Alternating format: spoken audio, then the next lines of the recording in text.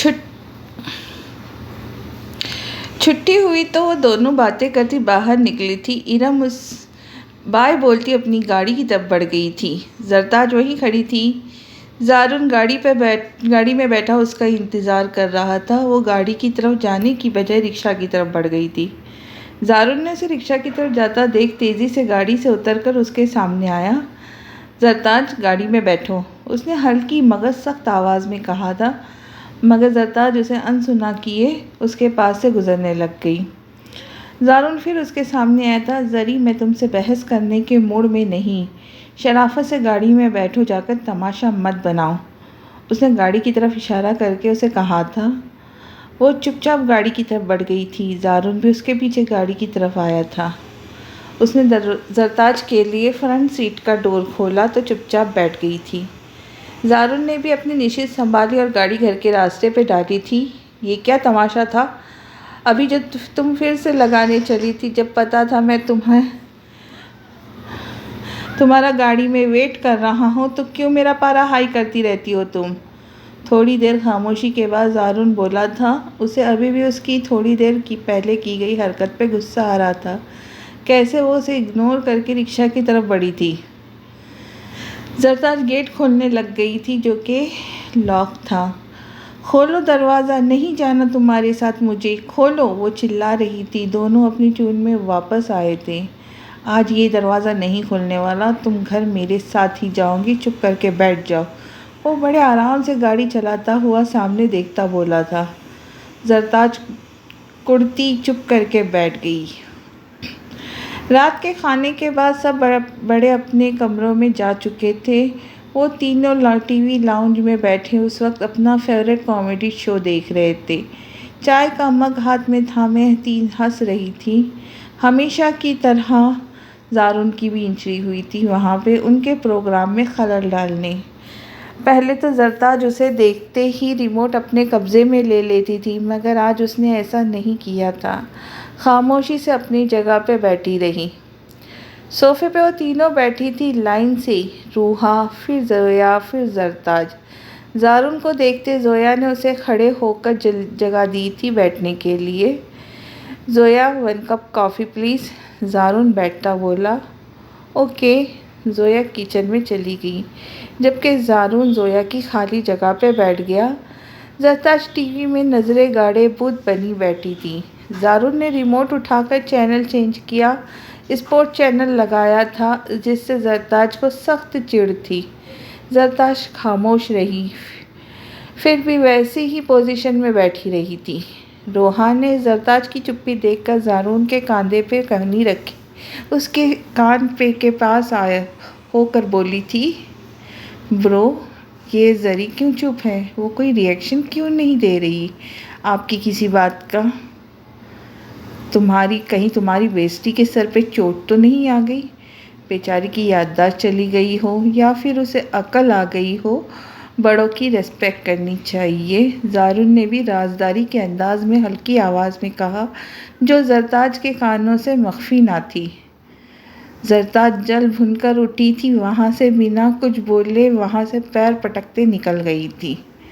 उसको जाता देख दोनों की हंसी निकली थी।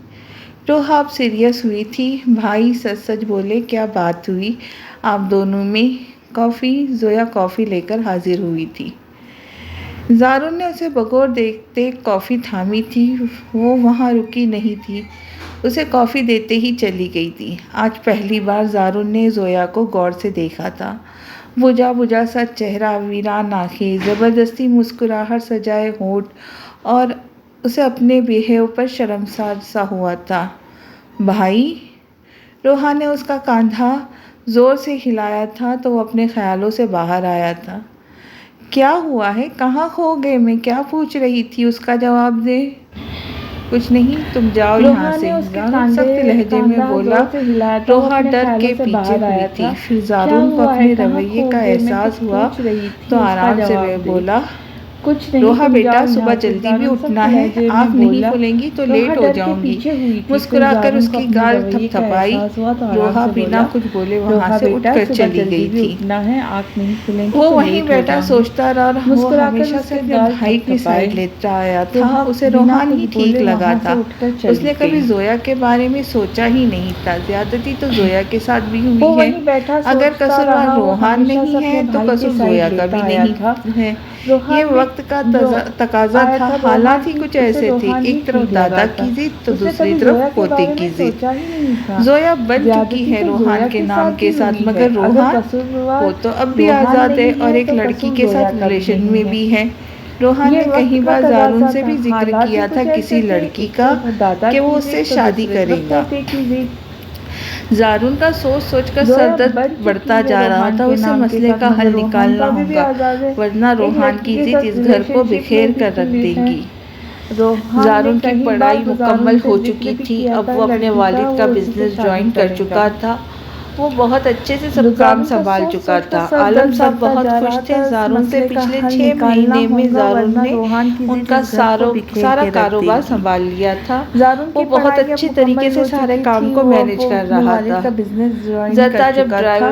ड्राइवर के साथ यूनिवर्सिटी बहुत जाया अच्छे से आया सब करती काम थी। संभाल चुका था। आलम शुक्र साहब किया था बहुत उसने खुश कि थे। जारून से जान जारून से छूटी थी पिछले उसकी। 6 महीने वो में दोनों अब जारून ने अपनी उनका ट्यून में सारा वापस आ कारोबार चुके थे। संभाल लिया था जारून उसे तंग करने का मौका हाथ से और नहीं बहुत अच्छे तरीके जाने से नहीं काम देता अंजाम था। दे अब रहा वो था। तंज जरता नहीं जो अपने करता था, अब ड्राइवर के उसके साथ तंज यूनिवर्सिटी मजाक में जाया बदल करती चुके थी। थे। मगर वो भी शुक्र कम किया था नहीं कि थी, पूरा उसने मुकाबला जारून करती से थी। जान छूटी थी और सुबह वो सब दोनों नाश्ता अपनी कर अपनी रहे थे। ट्यून में बड़ी वापस आ सरबराही चुके सीट पे थे। आलम यूसुफ मलिक साहब जारून बैठे उसे थे तंग करने का और उनके साथ जारून हाथ और से साथ जाने रोहा और साथ जरताज बैठी थी और सामने सीमा और सफ़ीना बैठी थी। रोहा, तुम बातों के साथ साथ खाने पे भी ध्यान दिया करो। तुम्हारे हिस्से का खाना तो ये सारा ये भैंस खा जाती है। जारून ने रोहा की तरफ झुक हल्की आवाज़ में कहा था, मगर जरताज ने फिर भी सुन लिया था। तुम्हारे जारून भाई की बीवी भैंस होगी, वो रोहा की तरफ झुककर बोली थी।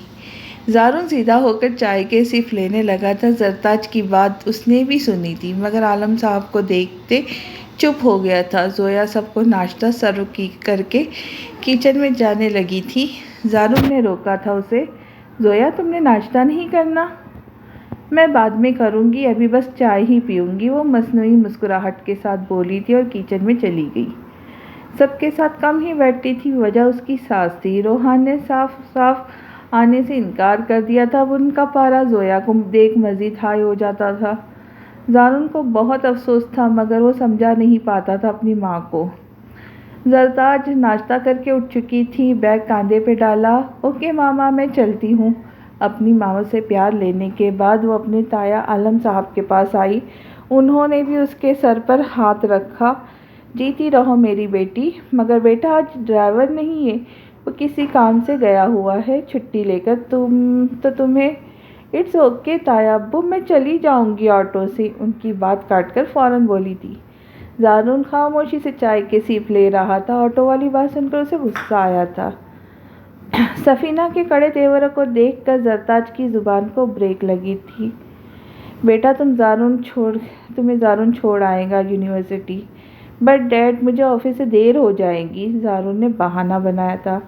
जारून, मगर आलम साहब ने उसकी एक ना सुनी थी और उसे सख्ती से पुकारा। डैड, मेरे गाड़ी के टायर में हवा कम है। जारून ने चाय का आखिरी सिप लेते हुए जरताज को देखते एक आंख दबाई थी। रोहा की हंसी निकली थी। जरताज का मुंह खुला था उसकी बात सुनकर। मुझे नहीं जाना तुम्हारे साथ, भाड़ में जाओ तुम। पैर पटकती बाहर निकल गई थी। जारून, तुम बाज आ जाओ। बाज ये मेरा बेटा, कैसी मुंहफट है लड़की, ज़रा तमीज़ दे इसे। जारून कहीं साल बड़ा है इससे, बात ऐसे करती है जैसे इससे छोटा हो। सीमा ने साइड ली थी जारून की। ओके डैड, फिक्र ना करे, जा रहा हूँ आपकी चहेती को यूनिवर्सिटी छोड़ने। वो चाबी एक उंगली में डाले घुमाता, होठों को गोल किए सीटी बजाता हुआ पोर्च में खड़ी गाड़ी में आकर बैठा था। वॉचमैन ने जल्दी से दरवाज़ा खोला था। गाड़ी स्टार्ट करते वो बाहर निकल के सड़क की तरफ आया था, जहाँ जरताज चलती हुई स्टॉप की तरफ जा रही थी। वो आहिस्ता आहिस्ता गाड़ी उसकी तरफ साथ चला रहा था। ज़री, गाड़ी में आकर बैठो। मुझे नहीं आना, जाए आप यहाँ से, आपकी हवा पहले ही निकली हुई है। वो बगैर उसे देखे सामने देखते हुए चल रही थी। ज़री, बकवास नहीं करो, आओ, मेरी नहीं, टायर की हवा कम है। उसकी बात दुरुस्त करते हुए वो बोला, एक ही बात है, वो भी दो बदू बोली। एक झटके से उसने गाड़ी रोकी थी। एक पल के लिए ज़रताज रुकी, मगर फिर चलने लगी थी। अभी दूसरा कदम आगे बढ़ाया था कि ज़ारुन उसके सामने दीवार बनके खड़ा हो गया। ज़रताज पिस्ता कलर का सादा सा प्लेन सूट पहने, दुपट्टा गले में डाले, बालों की ऊंची पोनी टेल बनाए, धूप से सुर्ख पड़ती सफ़ेद रंगत आँखों में गुस्सा लिए उसे घूर के देखा था।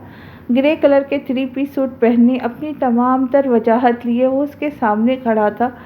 हर आने जाने वाले की नज़रें इन दोनों पे थी। ज़ारुन मुस्कुराया था।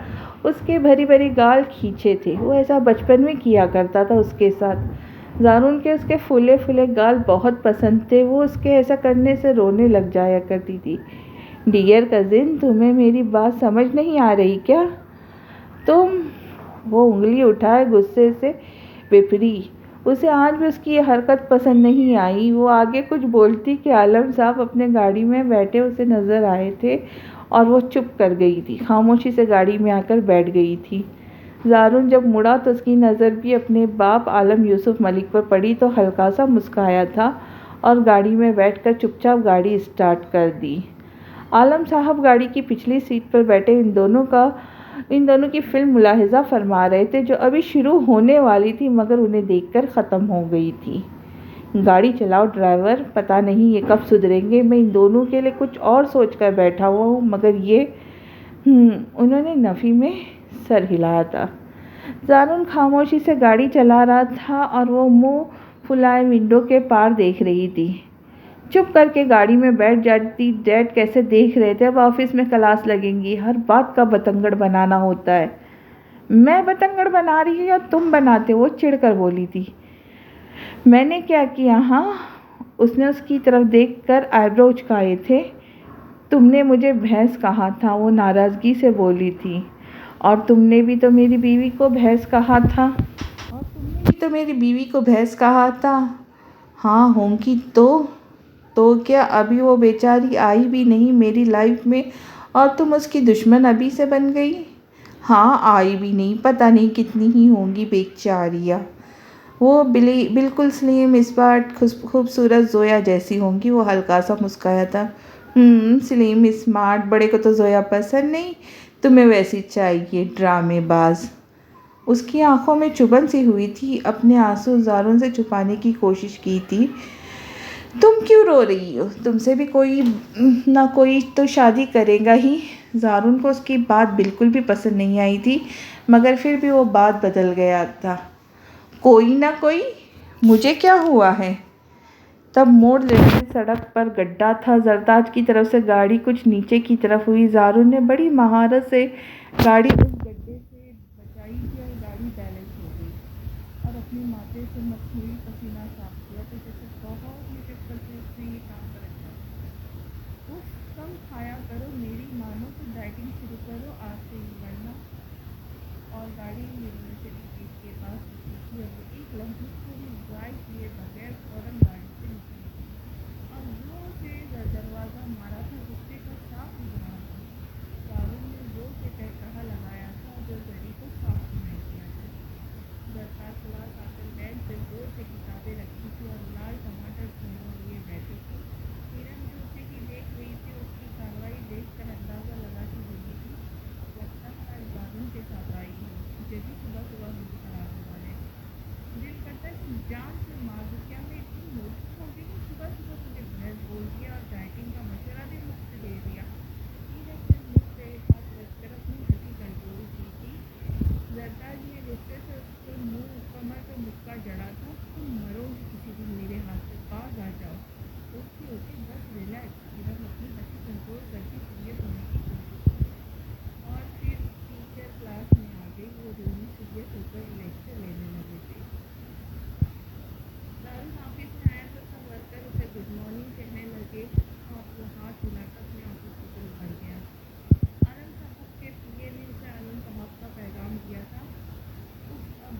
के लेक्चर सुनने पड़ेंगे, वो सा हो जाएगा।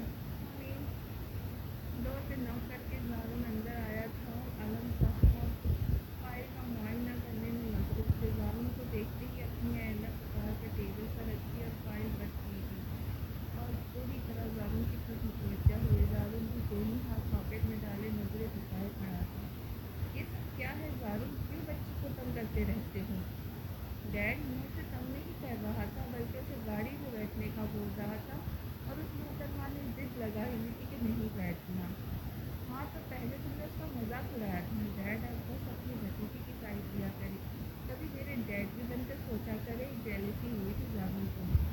तुम्हारा बाप जिंदा है मगर इन बच्चियों का, वो मेरी भतीजियाँ नहीं, मेरी बच्चियाँ है। ये मसला रूहान का है, वो भी शिकायत करता रहता है। मैं उसका बाप बनकर नहीं सोचता। 4 साल हो गए इस नाफरमान को गए हुए, आने का नाम नहीं लेता। अब तो उसने साफ जवाब दे दिया है, वो मुझे सख्त फैसला लेने पर मजबूर कर रहा है। अगर उसने जोया को छोड़ दिया तो फिर मैं भी ये समझूंगा मेरा एक ही बेटा है। आखिरी बात कैसे उनका लहजा सख्त हुआ था। डैड, आपने उसके निकाह के वक्त भी इसे यही धमकी दी थी। दादी, उसकी जिद की वजह से आज हमें ये दिन देखने पड़े। अगर उसे चौहान पर प्रेशर न डाला जाता तो आज वो ऐसा न कर रहा होता। उसे भाई के लिए अपने डेट के लिए अल्फाज पसंद नहीं आए थे। भाई से दूरी उसे भी बर्दाश्त नहीं थी। तुम्हारा क्या मतलब है? अब वो हमसे हमारे किए का बदला ले रहा है? मुझे सब पता है वो वहाँ किसी लड़की के साथ चक्कर चला रहा है। डैड, आप रोहान की जासूसी कर रहे हैं? रोहान को हैरत हुई थी अपने बाप के इंसाफ पर, और अपनी तरफ से जासूसी का तीर फेंका तो निकालने पे लगा था। हाँ, करवा रहा हूँ जासूसी, है कोई जानने वाला मेरा वहाँ है, उसने बताया था। और मैंने भी अपने तौर पर सब पता करवाया और मेरा शक दुरुस्त साबित हुआ। मुझे रोहान से ये उम्मीद नहीं थी, बीवी के होते हुए किसी और लड़की के साथ। उफ, मैंने अपना सर हाथों में गिराया था, थक चुके थे औलाद के हाथों से। डैड, ज़ारुन परेशान था। वो आलम के जाजिब पड़ा था मगर उन्होंने बीच में रोक दिया था। स्टॉप, तुम्हें रोहान के बारे में सब इल्म था? वो हल्की में सख्त लहजे में बोले थे। वो सच बताओ मुझे ज़ारुन, उन्होंने दांत खींचे थे। यस डैड, मुझे रोहान ने बताया था वो उससे शादी भी करना चाहता है। गो फ्रॉम है। Dad, get lost. Dad, I am sorry, वो शर्मिंदा सा हुआ। 10 मिनट बाद मीटिंग है, जाओ तैयारी करो। वो मसरूफ़ से अंदाज में फाइल खोलते बोले थे और ध्यान सारा फाइल की तरफ था। वो जाने लगा था, गेट के पास पहुँचा था, फिर आलम साहब की आवाज़ से रुका। ठहर को सरताज बेटी को ही लेने पहुँच जाना। एक उनकी भैंसिया लेकर बैठ गई है। वो बस सोच ही सका था उसके डैड कहता हुआ वहाँ से चला गया। कितनी टाइम दोनों की बात में बदली यूनिवर्सिटी गेट से आवाज़ आ रही थी। ज़ारुन पे पड़ी थी और जज्बात की हड्डी को ब्रेक लगी थी और उसकी जीभ पर जाने दिखे थे। गेट पे आ गया, पता नहीं। सरताज आहिस्ता आवाज़ में उसे देखते हुए कहा था। बाय बाय, मैं तो चली, अब आगे तुम जानो या वो। मेरा हाथ सुना के वहाँ से चली गई। ज़ारुन अपने ब्लैक कार्ड के साथ देख रहा खड़ा था, मोबाइल पे स्क्रॉलिंग कर रहा था। ग्रे कलर की स्लीटी सूट पैंट कोट पहने, माथे पे सियाह बाल बिखेरे, वो तो कुछ नजर आ रहा था। वो हर आने जाने वाली लड़की की तवज्जो बना हुआ था। वो इस यूनिवर्सिटी का पढ़ा हुआ था, ज़्यादातर तो उसे जानती थी और इसी यूनिवर्सिटी के इंटरनेशनल क्रश भी था। इस तो उसे देखकर हाथ भी हिलाती। हाय ज़ारुन, जवाब में वो मुस्कुरा के बुलाता। सरताज चुपचाप उसके पास आई थी। उसे देखते ही ज़ारुन ने मोबाइल पॉकेट में डाला था। आए महतरमा, तशरीफ़ रखिए। फ्रंट सीट का डोर खोलकर उसने मौजूदाना अंदाज में उसे बैठने का कहा और बिना कुछ से बोले वो उसे ताज्जुब से देखती बैठ गई। और ज़ारुन ने आराम से दरवाज़ा बंद किया और जल्दी से आकर फ्रंट सीट पर बैठा था। वो उसको यूँ गाड़ी में बिठाने का मंजर इरम ने भी देखा था। मुस्कुरा कर अपनी गाड़ी में बैठ गई थी।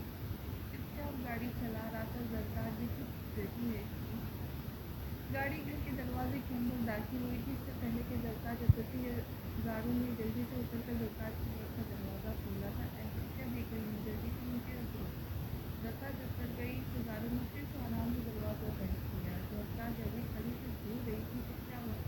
हाय मेरी गाड़ी, कितनी ज़ोर से तुम्हें लगी होगी ना, कितनी ज़ोर से तुम बार से दरवाज़ा बंद किया था।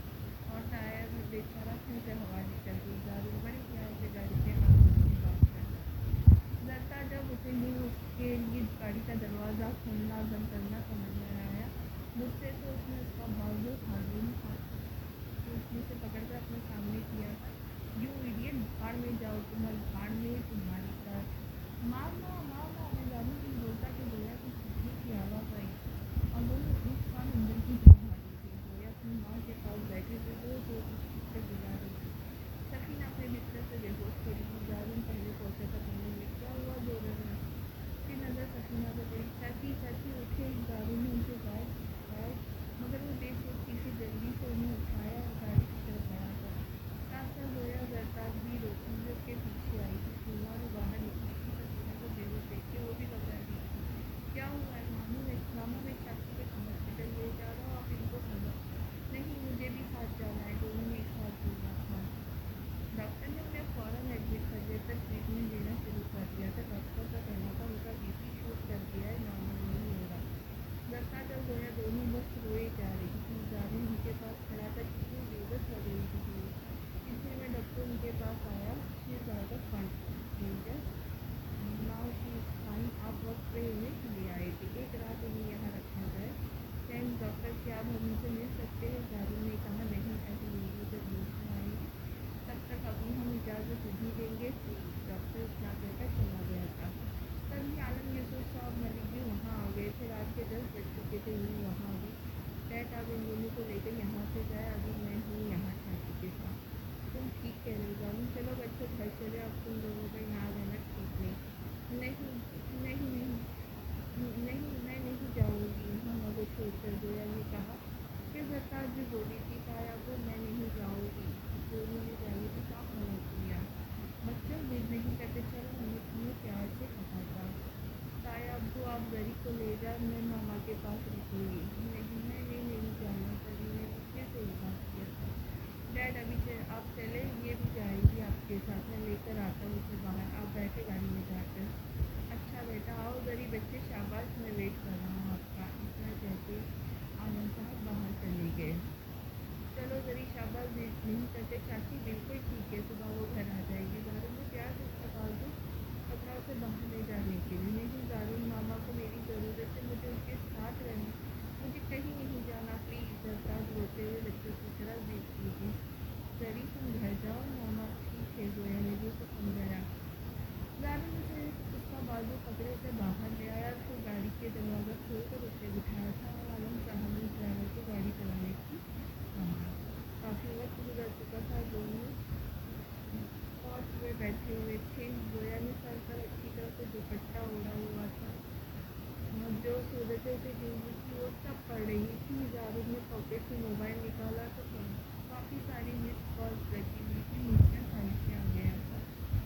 गोया को बेचैनी सी हो रही थी। उसकी अपनी माँ से मिलने का भी चाह रहा था। इधर उधर दारून को देखा। दारून ने जब मोबाइल चेक किया तो रोहान की मिस कॉल है।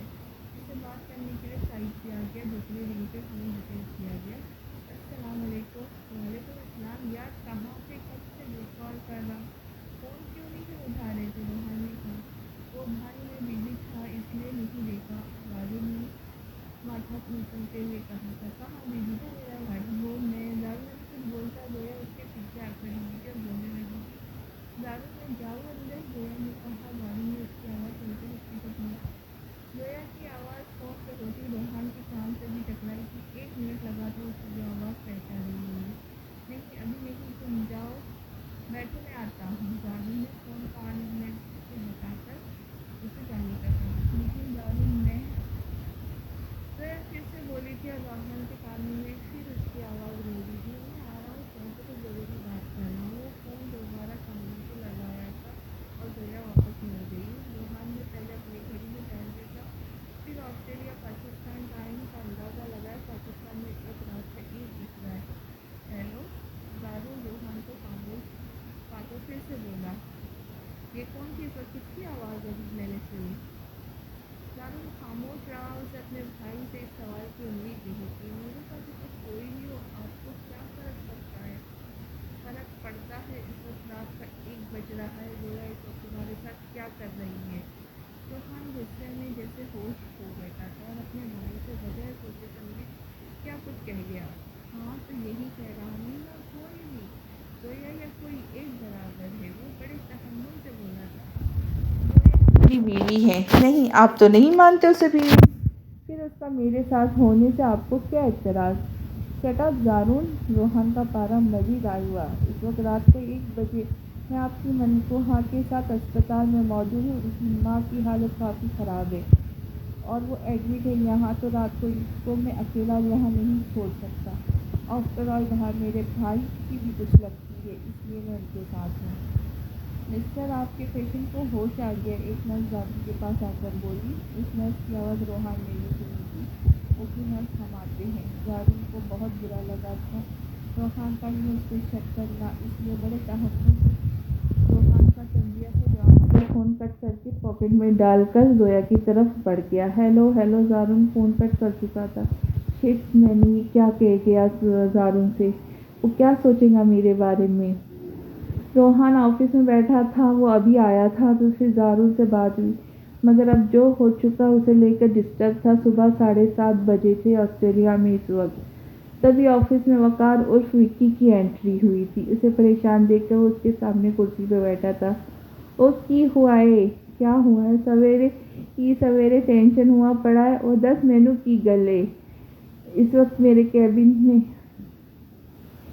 विक्की यार, तो इस वक्त मेरे कैबिन में? हाँ तो मेरी छड़ अपनी सुना। क्या हुआ है? बूथा क्यों सुजा हुआ है तेरा? परेशान सा है? कुछ नहीं, बस वैसे ही। वैसे तो नहीं, कुछ और है? ओ यार बता भी दे अब। बस यार, जारून से हो गई ये नोक-झोंक, नाराज़ हो गया। गलती भी मेरी थी, मैं ही उससे रूड हो गया था। असल बात वो छुपा गया। यार तू चला क्यों नहीं जाता पाकिस्तान वापस अपने कार? खुद भी बेसुकून, कर वालों को भी बेसुकून किया हुआ है। विक्की ने हमेशा से की जाने वाली बात फिर से दोहराई थी। यहाँ एक भी नहीं पट रही है और लोग तो दो वल्ली भी बने फिर रहे हैं। विक्की मुंह में ही बढ़ाया, फिर मारिया ने सुन लिया। वो दो से क्या मतलब है तुम्हारा? हाँ, माया ने तड़क कर बोली थी। रोहान ने कड़े तेवरे से विक्की को घूरा था। वो जो अपना जोन्स नहीं, वो उसकी बात कर रहा हूँ। एली के साथ डेट कर रहा है, शादीशुदा है, घर भी मौजे, बार भी। कौन जोन्स, कौन एली? मारिया को उसकी एक ना समझ में आई। तुझे बताओ तू कर जाकर उसका भांडा फोड़ देंगी। तू तो पूरी फपे कुटनी। विक्की, रोहान ने दांत पीसे थे और आंखों से दफा होने का इशारा किया था और मुंह बिगाड़ता वहाँ से चला गया। बोलो मारिया, क्या काम था? रोहन, कितने दिन हो गए तुम मुझे टाइम नहीं दे रहे। आज कोई प्रोग्राम बनाते हैं, डिनर एक साथ करेंगे और बहुत सारा टाइम स्पेंड करेंगे साथ में। मारिया ने एक्साइटेड होकर अपना प्लान बताया था। ओके, आज ज़्यादा काम नहीं है, रोहन ने मुस्कुराते हुए कहा था। रोहन, याद रखना शाम को मिलते हैं, बाय। मारिया लेट हो रही थी ऑफिस के लिए, इसलिए बात ख़त्म करती उठ गई। उसके जाते ही रोहन ने सर कुर्सी से हाथ टिका दिया और आंखें जोर से मीची थी। कुछ समझ नहीं आ रहा था क्या करे। फिर आंखें खोलकर सीधा किया, लैपटॉप पर तेजी से उंगलियां चलाने लग गया। काम में मसरूफ होकर घर को भूल सके। सुबह 10 बजे डॉक्टर्स ने जोया की मामा सफीना को डिस्चार्ज करवा दिया था। जोया और जारून सफीना को लिए घर पहुंचे थे। जारून सफीना चाची को उनके कमरे में पहुंचाकर खुद कमरे में आया था और वो काफ़ी थक गया था। रात उससे अब तक जाग रहा था और अब फ्रेश होकर सोने के लिए लेट गया था। सफीना के कहने पे जोया भी आराम के लिए सो गई थी। जरदाज अपनी माँ से कुछ बातें किए, फिर किचन में आ गई। उनके लिए सूप बनाने, कुछ खाया भी नहीं कल से और अब भूख सता रही थी। पहले तो नाश्ता किया था, फिर सूप बनाने लगी। जोया भी सो रही थी, वरना वो किचन में कम ही पाई जाती। रोहन ऑफिस से 6 बजे फ्री हुआ था, घर पे तैयार हो रहा था। उसे डिनर पे जाना था मारिया के साथ। 10 बार कॉल्स करके वो उसे डिनर का बता चुकी थी।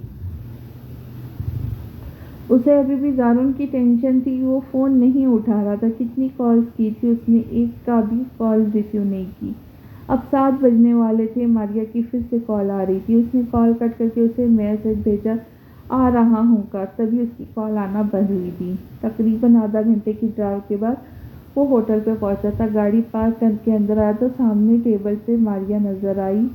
रेड कलर का स्लीवलेस टॉप जो घुटनों से थोड़ा नीचे था, जिससे सफ़ेद पिंडलियाँ साफ नजर आ रही थी।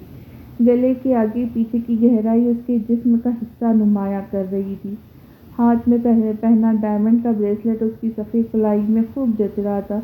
गोल्डन बालों को कर्ल किया हुआ था। हल्का सा मेकअप किए वो पूरी तैयारी के साथ बैठी थी। रोहान उसके सामने आके बैठा तो उसे देखते ही गुस्से से मुंह दूसरी तरफ कर दी। नाराज़गी का साफ इजहार था। हे मारिया, व्हाट्स हैपन? तुम्हें नहीं पता? Yes baby, I really don't know. पूरा आधा घंटा लेट हो। मैं कब से बैठी हूँ तुम्हारा इंतज़ार कर रही। इंतज़ार ही तो कर रही हूँ। कब से इंतज़ार की सूली पे लटकाया हुआ है तुमने मुझे। 3 साल हो गए, हम कब से रिलेशनशिप में हैं, मगर तुम शादी के नाम भी नहीं लेते। जब भी बात करो तो टाल जाते हो। गिले पे आई तो कहीं शिकवे लेकर बैठ गई। यार, मैं कब मना कर रहा हूँ तुम्हें। मेरी कमिटमेंट हुई है तुम्हारे साथ, मैं करूँगा तुमसे शादी। मैं पूरी कोशिश कर रहा हूँ अपने पेरेंट्स को मनाने की। ना वो माने ना हम एक माँ होंगे। वो मुंह बनाती बोली। अच्छा यार, भूख लगी है, क्या ऑर्डर किया है? रोहान उसका मूड चेंज करने के लिए बात बदली। कुछ भी नहीं, वो मुंह बसोर के बोली थी। वॉट? कब से बैठी और अभी तक? अच्छा चलो, मैं अभी ऑर्डर करता हूँ। उसके ख़राब मूड को देखकर वो और कुछ नहीं बोला। जारुन की आंख खुली तो फ़ोन उठाकर टाइम देखा। 1 बज रहा था। साथ ही रोहान की ढेर सारी मिस्ड कॉल्स भी लगी हुई थी। उसके दिमाग में फिर से वहीं रोहान की बातें गूंजी थी तो मोबाइल उठा पटका था एक साइड पे और उठकर बैठ गया। जरताज अभी भी किचन में थी। वो मामा को सूप बनाकर पिला भी आई थी। अब दोपहर के खाने की तैयारी कर रही थी। तभी सीमा भी किचन में आई थी। वाह भाई, आज तो किचन में खूब रौनक लगी है, वो तंजिया बोली। ताई, आपको कुछ चाहिए था? जरताज ने उनकी बातों को इग्नोर करते हुए पूछा था। कुछ नहीं, बस दोपहर के खाने का इंतज़ाम करने आई थी। जोया बीबी तो रेस्ट पे होंगी आज तो। ताई अम्मी, मैंने सब इंतज़ाम कर दिया, बस कुछ देर और लगेंगी। तभी जारुन सीढ़ियों से उतरता सीधा किचन में आया था। उसने अपनी माँ को पीछे से हक की थी। वह मम्मी, और फिर किचन में रखी कुर्सी पर बैठा था। ये जोया कहाँ है? मुझे भूख लगी है। जरताज बस खामोश ही रही थी। जरताज कल से भूखा है। मेरा बेटा, नाश्ता बनाओ मेरे बेटे के लिए। सीमा जारुन के बालों में प्यार से हाथ फेरते बोली, जीत बनाती हूँ। वो बस इतना ही बोली थी। क्या जरी? नाश्ता मेरे लिए? क्या मैं कहीं ख्वाब तो नहीं देख रहा? या आज का सूरज कहाँ से निकला है? कहीं मैं ख्वाब तो नहीं देख रहा? वो रुक रुक कर उसे छेड़ने के लिए बोल रहा था, मगर जरी को तब चढ़ी थी उसके इस अंदाज से। तुमने चुपचाप नाश्ता करना है तो करो, वरना भाड़ में जाओ। बस जो मुंह में आया बोल गई, ये सोचे बगैर कि सीमा भी पास खड़ी थी। ए लड़की, तुम्हें ज़रा तमीज़ नहीं है बात करने की? कितनी मुंह फट हो तुम। एहसान नहीं कर रही हो हम पर। परे हटो, मैं खुद बना लेती हूँ अपने बेटे का नाश्ता। सीमा गुस्से से चिल्लाई थी और जरी एक ही तरफ बढ़ी थी। इससे पहले कि सीमा जरताज तक पहुंचती ही जारुन ने अपनी माँ को पकड़ा था। मॉम, क्या हुआ आपको? प्लीज़, तुम इस छोकरी की ज़बान नहीं देख रहे? गज भर लंबी ज़बान है इसकी, निकालो इसे इस वक्त यहाँ से। मॉम, क्या कर रही हो? रुक जाइए, कैसे जाहिलों वाली हरकत की है आपने? मुझे कुछ नहीं खाना। वो कहता रुका नहीं था, तेज़ी से निकला था वहाँ से। जरताज चूल्हे के पास खड़ी थी। हैरत और डर से वो अपनी जगह से हिल भी न सकी। सीमा ने कहर बरसाती नज़र उस पर डाली थी। ये माँ बेटियाँ ही लेकर बैठ गई, हमें तो जहर उगलती। वो वहाँ से चली गई। फिर कुछ देर बाद जोया आई थी। जरताज अभी भी वहाँ सख्ते में खड़ी थी। जोया ने उसे हिलाया था। जरी, क्या हुआ? ऐसे क्यों खड़ी हो? कुछ नहीं, वो जारुन के लिए नाश्ता बनाना था, वही सोच रही थी। इसमें सोचने की बात क्या है?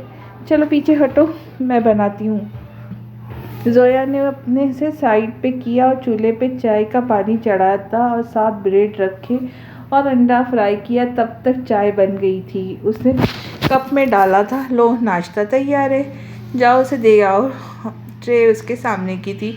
वो ना चाहते हुए ट्रे थाम गई थी और मरे मरे कदमों से सीढ़ियाँ चढ़ने लगी थी। ज़ारू के कमरे का दरवाज़ा नॉक किया और अंदर आई थी। सामने ही वो सोफे पर बैठा मोबाइल चला रहा था। एक नज़र जरताज पे डाली, फिर से मोबाइल में बिज़ी हो गया। नाश्ता। जरताज ट्रे सामने खड़ी थी। दफ़ा हो जाओ, मुझे नहीं करना। एक नज़र उसे देखकर फिर से मोबाइल में मसरूफ़ हो गया। जी तो चाहा ट्रे उसके सर पे दे मारे। ज़ोया ने नाश्ता बनाया है, इसलिए कर लो। दांत पीसते हुए उसने कहा था, फिर ट्रे को टेबल पे रखा। ज़ारून सीधा होकर बैठा, मोबाइल को साइड पे रखा, चाय का कप उठाकर सिप लिया था। शुक्र है ज़ोया इस घर में रहेंगी, मुझे उसके हाथों बना नाश्ता तो मिलता रहेगा। तुम्हारा बस चले तो जहर ही खिला दो मुझे। वो ब्रेड का बाइट लेता बोला।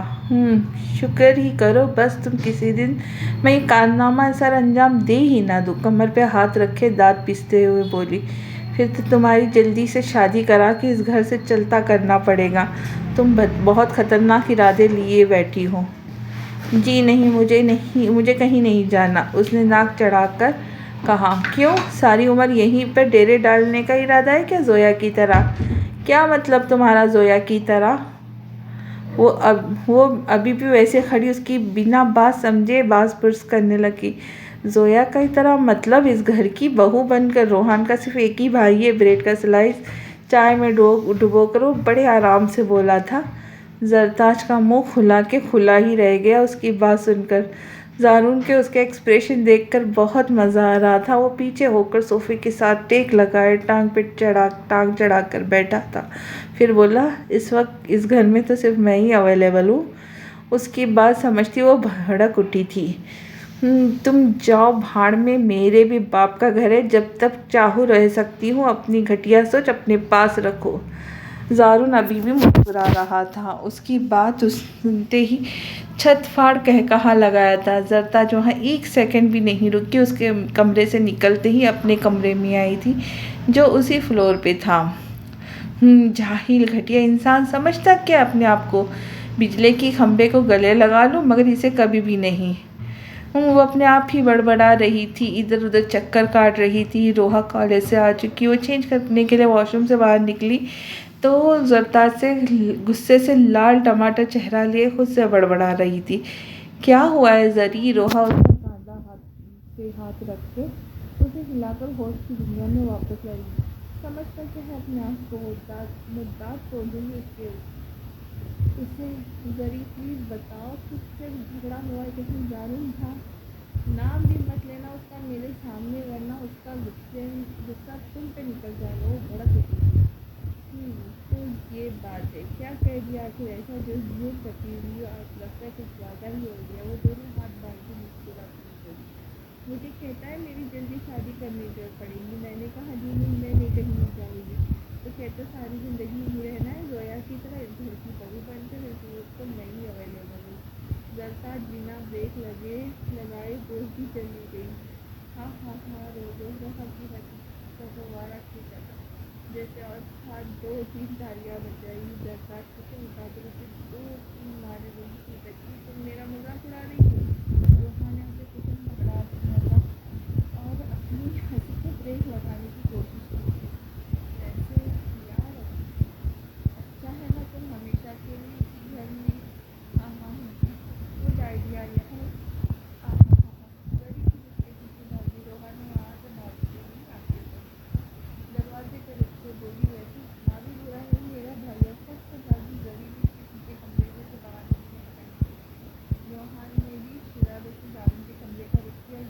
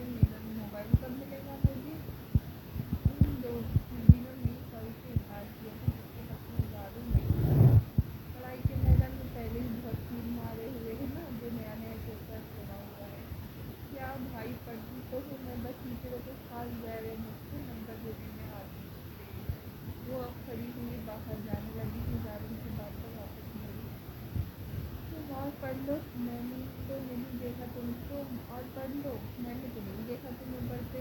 उस मोटू के साथ चिपकी रहती हो हर वक्त। अब गली में मोटू कह रहे तो मेरे ख्याल से हमेशा से घर में रख लेते। इन घर की बहू बनने के फिलहाल तो आप ही अवेलेबल हो। हाँ, वो जो लड़की थी बोली तो मोटू के पेट में बात बची नहीं। जावेद हंसता हुआ बोला, वैसे भाई आइडिया बुरा नहीं है, खूब रौनक लगेगी, टीवी देखने की जरूरत नहीं पड़ेगी, अच्छी खास इंटरटेनमेंट होगी। रोहा कहती भाभी जावेद ने सब हिलाया था, बस अब बात पकनी जल्दी छोड़ेगी नहीं। रोहान और मारिया ने निर्णय करने के बाद साहिल समंदर पे आ गए कि रोहान अपना मूड बहा कर निकले उसकी फेवरेट जगह पर जाया था। अब वो दोनों एक दूसरे का हाथ पकड़े साहिल के नंगे पाँव चल रहे थे। अब मारिया का मूड भी काफी अच्छा है। रोहान को भी बेचैनी सी हो रही थी, अपने डर को महसूस हो रहा था। रोहान वो बस अपने ख्यालों में गुम कर रहा था। मारिया की आवाज़ से होश नहीं आता, कहाँ गुम हो यार, मैं बस बोले जा रही हूँ, तुम होते बस कहीं और खोए हो, बल्कि तुम होते तो मेरे साथ हो मगर रहते कहीं और हो। नहीं ऐसे नहीं, चलो अब घर चलते, बहुत हो गई है, थक गया हूँ। हम कहते तो थकन बुझा भी देंगी हो, एक बिल्कुल करीब होकर उसकी आंखें में आके डाल कर बोली, तुम घर चलो, सोकर थकन उतार दी है। वो उसका हाथ पकड़कर तेजी से गाड़ी की तरफ चल गया। मारिया भी उसके पीछे भागती हुए से हंस रही थी। ऐसे वो लंबे डिग्गी पर गाड़ी की तरफ आया था। सडन मारिया को गाड़ी का दरवाज़ा खोलकर बुलाया, वरना तो वो वहाँ से जाने का नाम ही ना ले, और फिर खुद ड्राइविंग सीट संभाली। गाड़ी मारिया के घर के आगे रुकी। ओके गुड नाइट, कल मिलेंगे। नाइट को अंदर नहीं आऊँगी, मारिया का हाथ पकड़ के बोली, नहीं यार प्लीज थका हो, कल फर्स्ट टाइम मीटिंग है, बहुत इंपॉर्टेंट है, फिलहाल अभी के लिए इजाज़त दो। कोई इजाज़त नहीं, आओ बाहर आओ। मारिया गाड़ी के बाहर निकली, अपने घर को गेट खोला, उसका बाजू पकड़े उसे भी गाड़ी के बाहर निकाला। अरे यार क्या कर रही हो, भी बुलाया था मगर सारे न जाओ, उसके साथ चलना पड़ा। मारिया ने उसे अपने पर्स की चाबी निकाल कर गेट का अनलॉक किया। रोहान का बाजू पकड़े उसे अंदर खींचती हुई गाड़ी। यार तुम्हारी ब्रेनी है, तो तुम मुझे देखेंगी तो क्या कहेंगी, तुम मेरी ब्रेनी फिक्र मत करो, इस वक्त सो रही है, रात को 1 बज रहा है। अब बस तुम मैं और ये तन्हाई। तो उसे लिए अपने कमरे में वो गेट बंद करके बिल्कुल करीब आया और धीरे से उसका सिर उतारा। रोहान को दोनों हाथों को अपनी कमर पे रखे थे और खुद दोनों हाथों से उसने चेहरा थामा। उसकी निगाहों पे मधुबोती की एरिया उठा के उसके चेहरे पे और करीब हुई और मज़ीद करीब पर होती जा रही थी। कुछ पल के लिए वो भी रह गया और उसे अपनी बाहों में दबी लिया। उसे बेड पे ले आया और अपनी शेरपेट उतारकर खिड़की से और उस पर झुके झुका दिया। और वो बिल्कुल उसके चेहरे के करीब आया, उसके झुककर गुलाबी और रोटी जोड़े पहने दुल्हन का साया बना उसकी आंखों के पर्दे पे लहरा कर वो फौरन उधर उसके कर पड़ी। रोहान वो झट से उसके पीछे बेड के पीछे से उसे पकड़ना चाहा, मगर रोहान फट से बेड से उठकर नीचे से सिर उठाकर कहती, रोहान क्या मसला है तुम्हारे साथ, तुम गुस्से से चिल्लाई थी, मेरा कोई मसला नहीं है, मैं सब ठीक हूँ। वो अपनी शर्ट के बटन बंद करके खिड़की का बेटे डाले कमरे से बाहर आया। क्या ठीक नहीं, हम प्यार करते एक दूसरे से, जब भी मुझे कोई प्रॉब्लम नहीं है, लड़की होकर तुम्हारे आगे उसको पेश करनी, तो तुम क्यों वो उसके पीछे बाहर आई। इससे वो उसके जो आ रहा था बोले जा रही, शट अप मारिया। वो गेट से बाहर निकल के गाड़ी में रन से लगा दे गया था। मारिया गुस्से से भरी कमरे में आई थी। कमरे में हर चीज़ तहस नहस करने लगी। जहाँ जो उसे फिर से अधूरा छोड़ दिया था, वो तो हर हाल में उपापा बनाता था। किसी चीज़ को तो खोना नहीं चाहती थी, उसके खराब के दरवाजे बंद कर देना चाहती थी।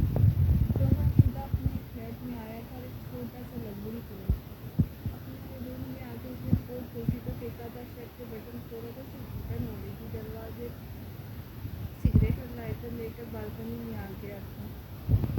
उस कमरे में उसका दम घुट रहा था, सिगरेट खेलता हुआ धुआं उड़ा रहा था कि वहाँ पड़ी कुर्सी पर बैठ गया, फिर तो आके की थी।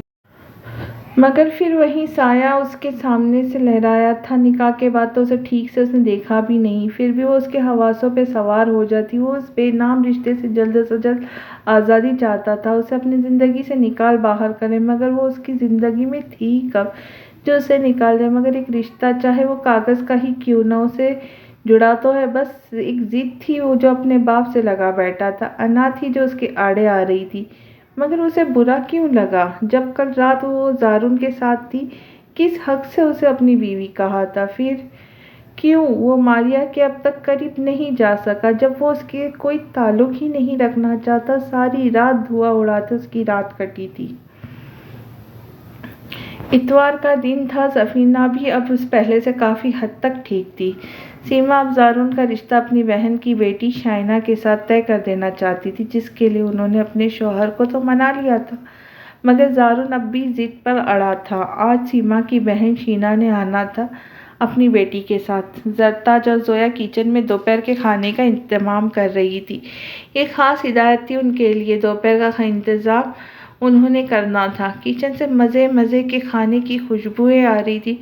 ज़रताज भी ज़ोया की पूरी हेल्प कर रही थी। ज़री, रोहा उसके पास आकर बोली। हाँ बोलो रूही। यार ये शाइना बड़ी नकचड़ी सी, मुझे तो नहीं पसंद है, भी शौकी सी है।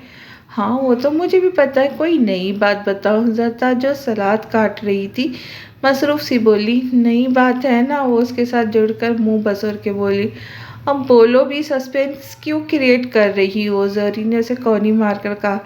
यार वो मामा ना ज़ारून भाई के साथ उसका रिश्ता पक्का करना चाहती है। आज वो लोग इसी सिलसिले में आ रहे, डैड भी मान गए। रोहा मुंह बसोरती बोली। क्या? ज़रताज का क्या को लंबा करके बोला। एंड उसी वक्त ज़ारून भी किचन में आया था। ये क्या कह रही हो? सच्ची यार, आज तो बड़ा खुशी का दिन है। फिर तो ज़ारून और शहरा, वाह मज़ा आ गया सच्ची। उसने तो दोनों हाथों को थोड़ा सा उठा के हल्के कांधे भी हिलाए डांस के तौर पे। ज़ारून को जैसे आग लगी उसके इस अंदाज पे। ज़रताज को खा जाने वाली नज़रों से घूरा और घर से बाहर निकल गया। रोहा ने उसके कंधे पे मुक्का। आउच! ज़री ने अपना कांधा सहलाया। भाई बिल्कुल भी राज़ी नहीं है और तुम यहाँ लुड्डियाँ डाल रही हो। ज़री, तुम्हें मसला क्या है ज़ारून से? ज़ोया भी बोली। ज़ोई, मुझे कोई मसला नहीं, बस जितना इसने मुझे तंग किया है ना, तो तुम उसे यूँ दुश्मनी निकालोगी? अरे यार, तुम्हारे भाई को वहीं छिपकली ही ठीक करेंगी, देखना तुम। जितना वो चल रहा है ना। ज़री यार, वो मेरी भाभी नहीं बनेंगी। बस ये कहती रोहा भी किचन से निकल गई। खाना तैयार था। अब इन दोनों ने भी किचन से निकलकर अपने कमरे की राह ली। ज़ारून कहाँ है? आलम यूसुफ मलिक साहब संजीदगी से पूछा तो सीमा से, और सीमा खुद भी परेशान थी। ज़ारून पिछले 2 घंटे से गायब थी। शीना और उसकी बेटी भी कब की आ चुकी थी। वो कितनी बार ज़ारून का पूछ चुकी थी। सीमा ने कोई ना कोई बहाना बना देती। पता नहीं आलम साहब, मैं खुद परेशान हूँ, बिना बताए कहाँ चला गया। सीमा, हम ज़ारून पे ज़बरदस्ती नहीं कर सकते। पहले बड़े बेटे से भी दूर हो चुके, अब दूसरे बेटे को खो देंगे। ऐसा मत कहे आलम, मैं मना लूँ उसे। हाँ देख रहा हूँ मैं। आलम साहब सर हिलाते कुर्सी पर बैठ गए थे। सीमा कमरे से बाहर निकल गई। हॉल में शीना और उसकी बेटी शाइना और रोहा, ज़ोया भी थी। ज़ोया, खाना लगाओ। सीमा ने आते ही ज़ोया को हुक्म दिया। और वो दूसरी महारानी कहाँ, उसे भी साथ लगाओ। जी ताई कहती हूँ। वो वहाँ से चली गई और रोहा भी उसके पीछे उठ गई। सीमा बाजी, ये ज़ारून कहाँ है? ये कोई चौथी बार था वो पूछ चुकी थी। शीना कहाँ तो है? तुम्हें आज संडे है, दोस्तों के साथ होगा। तुम्हें तो पता है आजकल के लड़कों का। मामा खाना लग गया है, आ जाए। रोहा ने आकर कहा तो तीनों उठ गई थी। 4 बज गए थे मगर ज़ारून का भी कोई पता नहीं था। अब वो सब खाना खाने के बाद हॉल में थे, सिवाय सफीना के। वो अब तक शीना के सामने नहीं आई थी। वजह वही पुरानी, और कुछ शीना का मिजाज ऐसा था। शाइना ने सिवाय रोहा के और किसी से बात नहीं की थी। सीमा बाजी, क्या आपका बेटा राज़ी नहीं है इस रिश्ते के लिए? अब तो सीमा के पास कोई जवाब नहीं था। आलम भी खामोश बैठे तो सीमा से बोले, जवाब दे बेगम। वो मेरा बेटा है, मान जाएगा। बस अभी वो शादी नहीं करना चाहता, सेट हो जाना चाहता है। सीमा बाजी जो जवाब तो कम से कम ढंग का देना। और कितना सेट होना है? आपके दोनों बेटे अभी तक घर नहीं बसा सके। ज़ारुल 27 का होने वाला है, रोहान भी 29 पार करने वाला है, अभी तक उसने रुखसती नहीं करवाई। वो वहाँ ज़रूर किसी लड़की के चक्करों में है, अक्सर ऐसा ही होता है। जोया का किसी लड़की का चक्कर का सुनकर हाथ से चाय की ट्रे छुट्टे बची थी, जिसे जरताज ने फौरन थामा था और वो वहाँ से निकलकर फौरन किचन में भाग गई थी। आलम साहब से यही बस हुई थी। देखे बहन, आप ज़रा मेरे बच्चों के बारे में सोचकर बोले। उन्होंने सख्ती से टोका था, मगर भाई साहब। हेलो एवरीवन, ज़ारुन हाथ हिलाता खुशगवार से मूड में आया था। ओह आई एम सो सॉरी, मैं भूल गया था, आज खाला ने आना है। अस्सलाम वालेकुम खाला जान। आई एम रियली सॉरी, मुझे मामा ने बताया कल था, मगर फ्रेंड्स के साथ ज़्यादा ही बिजी हो गया था। ज़ारुन ने शीना के सामने झुककर उनसे प्यार लिया था। हाय शानू। हाय ज़ारुन। शाइना भी हाथ हिलाया था। सब लोग इतना सीरियस क्यों बैठे हुए? Everything is okay. अब वो कुर्सी पर बैठा सबके चेहरे देख रहा था। बेटे सब तुम्हारा इंतज़ार कर रहे थे। मॉम बस याद नहीं रहा, सारे फ्रेंड्स मिल गए थे तो वक्त गुजरने का पता ही नहीं चला। आलम साहब बस उसे घूरते रह गए। जरी जोई से कहो मेरे लिए चाय बनाए, बहुत थक गया हूँ। ओके, मैं ज़रा फ्रेश होके आता हूँ, 10 मिनट में आपको ज्वाइन करता हूँ। वो जरताज के पास होकर गुजरा और जाते जाते उसके जो पोनीटेल बनाई हुई थी वो उसे खींच के गया। जरताज गुस्से से उसे घूरा तो आगे उसने एक आंख विंक की थी। ये सारा मंजर शाइना ने देखा था, जिसका उसने गलत ही मतलब लिया था। बाकी सब तो अपनी बातों में मसरूफ़ थे, किसी का ध्यान नहीं गया। जरी ज़ारुन चाय का कह के गया है और तुम अभी तक यहीं खड़ी हो? जी ताई अम्मी, वो कहती चली गई थी और कुछ देर में आलम भी उठ गए वहाँ से। सीमा बाजी माफ़ करना, मैं गुस्से में कुछ ज़्यादा बोल गई थी। शीना आज भी अब इतनी ही जज्बाती हो जैसे पहले थी। बाजी ज़ारुन मान जाएगा ना? हाँ हाँ ज़रूर मानेगा, तुम फिक्र मत करो, सीमा ने उसे दिलासा दिया था। शाइना तो ज़ारुन की शख्सियत के शहर में अभी भी खोई दिल ही दिल में अपनी किस्मत पे रश्क भी कर रही थी, मगर सरताज के साथ इतना फ्री होना उसे अच्छा नहीं लगा था। ज़ारुन कमरे में आया, अपनी शर्ट उतारी और वॉशरूम चला गया। मुंह हाथ धोकर बाहर आया, अलमारी से वाइट टी शर्ट निकाल कर पहनी। वो जब घर से गया था बस सड़कों की खाक छानता रहा। फिर उस अपनी माँ का ख्याल आया कि उन्हें इसकी वजह से कितनी शर्मिंदगी हुई होंगी। यही सोचकर वो घर आया। ज़ारुन ने शीना खाला की सारी बातें सुन ली थी, कैसे वो उसकी माँ को बातें सुना रही थी। उसे इस वक्त गुस्सा तो आया, मगर वो अपनी माँ की वजह से खामोश हो गया और ख़ुद को रिलैक्स करके वहाँ से आया था। खुशगवार मूड में उनसे मिला। जोया ने जरी को देखकर मुंह फेर लिया। जोया, किससे छुपा रही हुई आंसू? मुझे नहीं पता क्या? जरी, क्या वाकई रोहान वहाँ किसी के साथ? जरताज ने उसे गले लगाया तो वो उसके कंधे से लगी सिसकने लगी थी। जरताज ने उसे तसल्ली दी थी। बस करो जोया, एवी किसी की बातों में आकर तुम यूँ रोने लग जाओ। ऐसा कुछ नहीं, बस ट्रस्ट मी यार, रोहान भाई ऐसा नहीं कर सकते। जाओ तुम जाकर आराम कर लो, मैं हूं ना, देख लूँगी। पहले तुम उस ज़ारुन की चाय बनाओ, उसने उकता के कहा। जोया की को हंसी आ गई। ज़ारुन आ गया? हाँ आ गया है, ऑर्डर देकर गए हैं नवाब साहब। ज़ारुन कुछ देर में नीचे आया था और जाकर उनके सामने बैठ गया। शाइना की नज़रें तो उस पर जैसे ठहर सी गई। निखरा निखरा सा वाइट टी शर्ट पहने, जिसमें हाफ बाजू से नुमाया होते मसल्स, सफ़ेद रंगत, तीखे नैन नकोश उसे काफ़ी अट्रैक्ट कर रही थी। थोड़ी देर में जरी उसके सामने चाय लेकर आई। चाय? जरी ने शाइना को देखा जो शर्माई सी मुस्कुराई सी थी। ज़ारुन को देख ज़ारुन ने चाय थामी तो जरताज उसे देखकर मुस्कुरा रही थी और साथ आग से शाइना की तरफ इशारा किया जो शर्मा रही थी। ज़ारुन ने उसे घूरा था। वो एक आंख दबाती भाग गई। ज़ारुन अपनी चाय पीने लग गया और शाइना को देखकर मसनूई सा मुस्कुराया तो वो और शर्मा गई। ज़ारुन का दिल के इस मंज़र से गायब कर दे या खुद गायब हो जाए।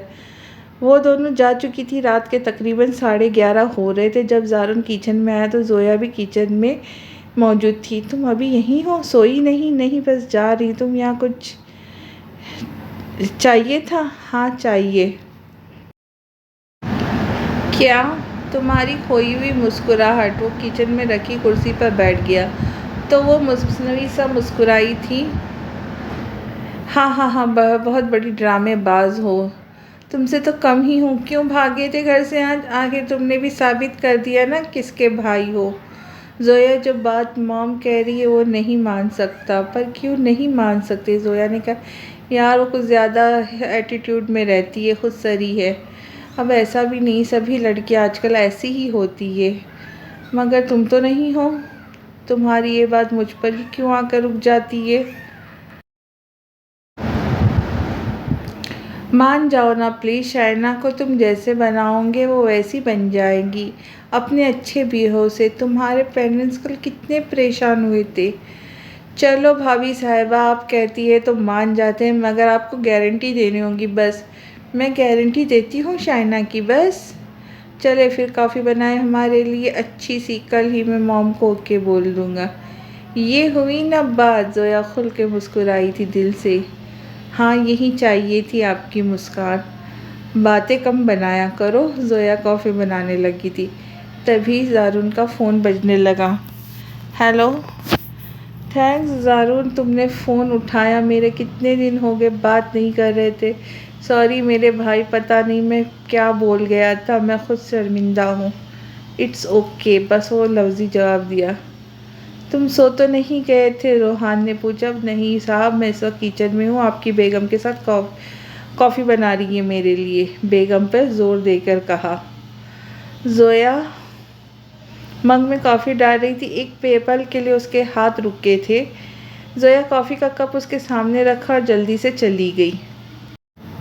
सॉरी यार, और कितना शर्मिंदा करेगा। ज़ारुन मग उठाकर अपने कमरे में आ गया। बात रोहान एतबार की है जो तुमने नहीं करते। तुम वहाँ खुद किसी के साथ रिलेशन में हो, मगर अपनी बीवी को तुम किसी के साथ बर्दाश्त नहीं कर सकते। ज़ारुन ने रोहान को आईना दिखाया। वो जो मर्ज़ी करती फिरे, मुझे नहीं परवाह। इतने बेपरवाह मत बनो आप। बस अब तुम उसकी वकालत करना शुरू हो जाओ। अच्छा मॉम, मेरा शायना से रिश्ता तय कर रही है।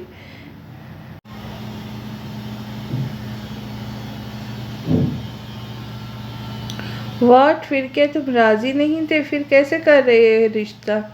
राज़ी नहीं था पर अब हूँ। अब हूँ का क्या मतलब यार? जो मेरे साथ किया वही तुम्हारे साथ कर रहे, और तुम मान भी गए। यार मैं मॉम को शर्मिंदा नहीं कर सकता। शादी तो करनी है, फिर शायना हो या कोई भी। अच्छा भाई, तू बहुत अच्छा है। तेरा दिल दरिया है जिसमें हर कोई समा जाती है। हाँ हाँ हाँ भाई, समझे। अब उजड़ गया वो बाग जिसके हज़ारों माली थे। ज़ारुन ने दुहाई दी थी। हाँ हाँ हाँ, दोनों तरफ खुशियों का तबादला हुआ था। आज रोहान फ्रेश सा फील कर रहा था। एक हफ्ते से ऊपर हो गया था। मारिया से भी बात नहीं हुई थी, ना उसने बात की रोहान से। वो ऑफिस में फ़ाइल देखने में मसरूफ़ था जब विक्की आया था। ओ जानी, आज तो बड़ा खुश खुश सा लग रहा है। वो बिना नॉक किए ही आया था और आकर कुर्सी पे बैठ गया। यार तुझे मैनर्स नहीं है? कुछ मुंह उठाए ऑफिस में चले आते। ओ यार, हम तो ऐसे ही है। अगले बंदे नू भले आग लगे। हाँ ऐसा ही है, जब भी सिंगल घूम रहा है। यार तू मजाक बना रहा है। ठीक है भाई, कर सकता है, तेरे पास तो दो है। कौन सी वाली मान गई है जो खुश है? ज़ारुन से बात हुई है इसलिए फ्रेश सा फील कर रहा हूँ। इस वजह से मारिया को भी टाइम नहीं दिया, इतने दिनों से रूठी बैठी है। हाँ तुझे लगता है? उसने आह भरी थी। वो मारिया की असलियत भी जानता था, मगर उसे बता नहीं सका था कि उसका यकीन नहीं करेगा, क्योंकि मारिया बहुत तेज़ लड़की है। तुझे पता नहीं क्यों उसे तकलीफ़ होती है। रोहान ने नफ़ी में सर हिलाया था। हाँ है तकलीफ़, क्योंकि तू हीरा छोड़ के पत्थर के साथ सर फोड़ रहा है, और दोस्त होने के नाते मैं तेरी कश्ती डूबती नहीं देख सकता। विक्की यार, कोई नहीं डूब रही मेरी कश्ती। तू अपनी कश्ती की फ़िक्र कर, जो अभी तक खाली अकेला ही सफ़र कर रहा है। अब क्या सुनाऊँ मैं अपनी दुख तुझे? सिंगल होना भी किसी का गम से कम नहीं। हाँ हाँ हाँ, तेरा कुछ नहीं बन सकता। रोहान फिर से काम में बिजी हो गया और विक्की दुहाइयाँ देता चला गया। सुबह सब बैठे एक साथ नाश्ता कर रहे थे। मॉम डैड, आपसे मैंने एक ज़रूरी बात करनी है। ज़ारून ने दोनों को मुखातिब किया तो सब उसकी तरफ देखने लगे। मॉम, मुझे शाइना से रिश्ता करने से कोई एतराज़ नहीं, जैसी आपकी मर्ज़ी हो वो आप करें। क्या तुम ये बात किसी दबाव में तो कह रहे हो? खालिद साहब को हैरत हुई थी ज़ारून के फैसले से। अरे कोई दबाव नहीं है, मेरा बच्चा खुशी से कह रहा है कि बाकी तो खुशी का ठिकाना नहीं था। Yes that mom is right. लोहा और जरदार के मुंह खुले के खुले रह गए थे, जबकि गोया सर भी किसी को देखकर मुस्कुरा रहे थे। खालिद साहब को समझ आया था कि किसके कहने से ज़ारून ने समझ लिए। अपनी भाभी माँ को मुबारकबादी दी, जबकि लोहा का मुँह और खालिद की मुस्कान अपनी जवाब से गुजरी। दोपहर को लंच का टाइम था। रोहन मारिया को मनाने के लिए ऑफिस से निकलते हुए ऑफिस में गया, जहाँ वो जॉब करता था। वो अपने ऑफिस के कैबिन में बैठी फोन पे बात कर रही थी जब सामने रोहन आकर बैठा था। उसने फोन बंद करके रखा और मुँह देखने पर कर दिया। रोहन हाथ से उसका मुँह उसके सामने किया था और बेचारा मुँह बनाया। क्या है रोहन, क्यों आई थी? जाओ, तुम्हें बहुत काम है, मेरी भी तो वक्त नहीं तुम्हारे पास। उसने मुँह रगड़ने कहा। नहीं यार, अंदर सब ओपन है।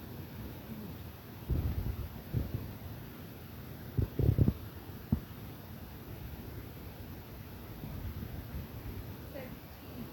जाओ यहाँ से, मारने को उसकी कमर को मुस्कान लगा था।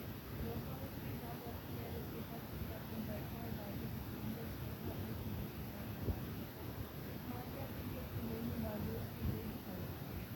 आई एम सॉरी, मुझे भी कुछ ज़्यादा ही ओवर रिएक्ट कर रही हूँ। बस अब मैं चाहती हूँ हम दोनों जल्दी से एक हो जाए। अब वो दोनों सीधे होकर बैठ गए थे। एक साथ लंच किया, फिर अपने अपने सामने ऑफिस में बिजी थे। सीमा बाकायदा अपनी बहन के घर रिश्ता लेकर गई थी। दोनों बहनों की पुस्तक को काला नहीं था। सीमा बाकायदा वहीं ये सब धूमधाम से करना चाहती थी, मगर ज़ारून का एतराज़ न रहा। जरदार को यकीन ही नहीं आ रहा था कि ज़ारून ने कैसे मान लिया। जोया बहुत खुश थी। ज़ारून ने उसकी बात मान ली थी। जरदार और मीरा भी कैंटीन में बैठ कर बातें कर रहे थे। मम्मी यार, ये क्या कह रही हो तुम? मुझे को भी यकीन नहीं आ रहा।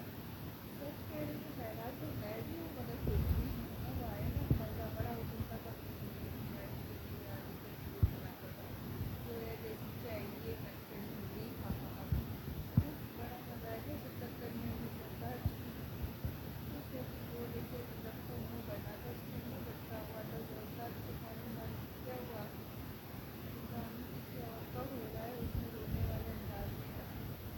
जरदार ने आंखें निकाली। तो तुझे क्यों रोना आ रहा है? रोना तो उसे चाहिए। मैंने उसे सिर्फ तुम्हारे लिए सोचा था। एकदम थोड़ी थोड़ी अंदाज़ी से तुम मुझसे पूछना जा सकते हो, हमने ऐसी भी क्या बात की? पहले रोहन ने जोया की बाइक सवार की उसे का इंतज़ार नहीं किया। तुम चाहती हो अच्छे पर मैं भी क्यों नहीं? मैं ऐसा तो नहीं कर रखा कि सुबह सवेरे किरण में शॉपिंग करता था और उसे बाथरूम में उतार दिया। मामा प्लीज़ मेरे एग्ज़ाम्स होने दे, फिर ये मंगनी का चक्कर वक्कर डालना। रोहा जो मंगनी के मौजू घर पे चल रहा था उस पे सीमा से बात करने आई थी। बेटा सिर्फ मंगनी, कौन सा शादी है मुझे नहीं पता। मैं ज़ारून भाई की मंगनी को सही से एंजॉय करना है बस। रोहा ने दो टोक बात करके बात ख़त्म करने वाली बात की। एक का दिन का ही तो फंक्शन है, पढ़ती रहना। पहले बहुत तीन मारे हुए पढ़ाई में, सीमा ने समझाने की कोशिश की। बस मामा, अब आप ही रह गई थी ताना देने वाली। वो सीमा का मोबाइल उठाकर अपने कमरे में आई। सीमा सर हिलाती रह गई। कमरे में आकर उसने रोहान को कॉल लगाई थी, जो तीसरी बेल पे उठा लिया गया।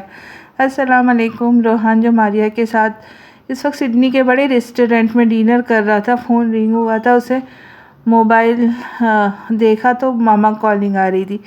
वालेकुम अस्सलाम भाई। आगे से रोहा रोने वाले अंदाज में बोली। क्या हुआ रोही, तुम्हारा मूड क्यों ख़राब लग रहा है? मामा, ज़ारून भाई की इंगेजमेंट कर रही है। हाँ तो इसे रोना चाहिए, तुम क्यों रो रही हो? मैंने मामा से कहा है मेरे पेपर होने दे फिर कर देना मंगनी, मगर नहीं, मेरी कौन सुनता है, वो मुंह बसोरती बोली। बात मुझे कुछ और ही लग रही है। तुम्हें तो जारून की एंगेजमेंट को लेके एक्साइटेड नहीं लग रही। तुम्हें तो बहुत खुश होना चाहिए। सच्ची सच्ची बताओ रोहान भाई। हान भाई, हाँ बहना, सच्ची सच्ची। रोहान हंसता हुआ बोला, मुझे वो शायना बिल्कुल भी पसंद नहीं, सड़ियल। रोहा मुंह बनाकर बोली, अच्छा भी इस वजह से तुम्हें नहीं पसंद, तो फिर कैसी पसंद है? रोहान ने एक बाइट मुंह लेता बोला और मारिया को भी खाने का इशारा किया, जो पूरी ध्यान से उसकी बातों पे लगाई बैठी थी। नहीं मुझे बिल्कुल भी।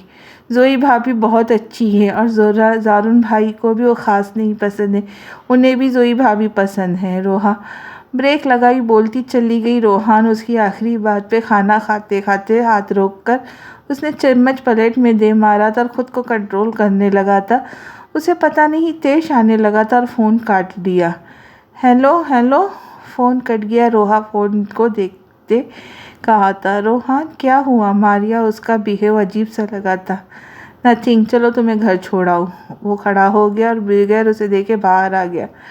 उन्हें भी जोई भाभी पसंद है। रोहा का बोला गया जुमला अपने समातों में गूंज रहा था। सच्ची सच्ची बताओ हान भाई। हाँ बहना, सच्ची सच्ची। रोहान हंसता हुआ बोला, मुझे वो शायना बिल्कुल भी पसंद नहीं, सड़ियल। रोहान मुंह बनाकर, रोहान मुझे जानना है ये जोया कौन है? मारिया दांत पीसते हुए कहा, ओके वो मेरी कज़न है, बस जस्ट कज़न या कुछ और? कहीं तुम्हारे पेरेंट्स तुम्हारी और उसकी? उफ Maria, she is just cousin, nothing else. वो मेरे चाचू की बेटी है और अब इस दुनिया में नहीं है, और चाचू और उसकी दोनों बेटियां हमारे साथ रहती है। हम जॉइंट फैमिली में बिल्कुल एक फैमिली की तरह एडजस्ट। रोहान ने गुस्से में एक एक लफ्ज़ चबा चबा कर कहा। मारिया गाड़ी से उतर गई थी और रोहान एक सेकंड भी ज़ाय किए बगैर गाड़ी भगा ले गया। मारिया सर हिलाती घर के अंदर चली गई। रोहान अपने फ्लैट में आया। गुस्से से उसकी रगें तनी हुई थी। गाड़ी की चाबी टेबल पर पटकी और अपना कोट उतारकर सोफे पे फेंका। शर्ट के बटन खोलने लगा। अलमारी से अपना आरामदायक सूट निकाला और शावर लेने चला गया। काफ़ी देर ठंडे पानी से शावर लेने के बाद वो बाहर निकला था। बाल रगड़ता आईने के सामने खड़ा था। रोहान, तुम्हें क्यों गुस्सा आ रहा है? तुम फिर से अपने भाई पे शक कर रहे हो? नहीं, मुझे जारून पे भरोसा है, वो भी ऐसी ही होगी, जादूगरनी है। उसने भी सबको अपने काबू में किया हुआ है, डैड को, रोहा को, जारून को। अभी वो सोच ही रहा था कि फ़ोन रिंग हुआ था। जारून कॉलिंग। उसने कॉल यस की थी। हेलो हेलो और अस्सलाम वालेकुम, क्या हाल है? जारून फ़ौरन से बोला, वालेकुम अस्सलाम, ठीक हूँ, कैसे हो भाई? वो अपने आप को कंपोज करता बोला, और अपने भाई पर कैसे शक कर सकता था? Everything is all right. Jarun को रोहान की आवाज़ से कुछ महसूस सा हुआ था, खोया खोया सा लगा था। हाँ यार, एवरीथिंग इज़ फाइन। रोहान नाराज़ हो रही थी, तुम्हारी इंगेजमेंट से खुश नहीं है। रोहान ने उस पर ज़ाहिर नहीं होने दिया और अपना मूड बहाल किया। हाँ, वो एग्ज़ाम है तो उसके वो इसीलिए, और नया शोशा छोड़ा हुआ है मोबाइल फ़ोन का, और शाइना में भी 101 कीड़े निकाल रही है। जारून हंसते हुए बोला, तो क्या तुम भी किसी और को पसंद करते हो? रोहान ने ठहरे अंदाज में कहा धीरे से। क्या हो गया है आपको? ऐसी कोई बात नहीं है, जारून बोला था। कुछ देर वो बातें करने के बाद फ़ोन रख दिया। रोहान अब और कुछ रिलैक्स फील कर रहा था और लाइट ऑफ करके सोने के लिए लेट गया। नींद कहाँ आनी थी, तन्हाइयों से दूर, तन्हा अपने से दूर। माजी की यादें आई, कितने साल हो गए यूँ अपनों से दूर बैठे। माजी की यादें ताज़ा हो गई।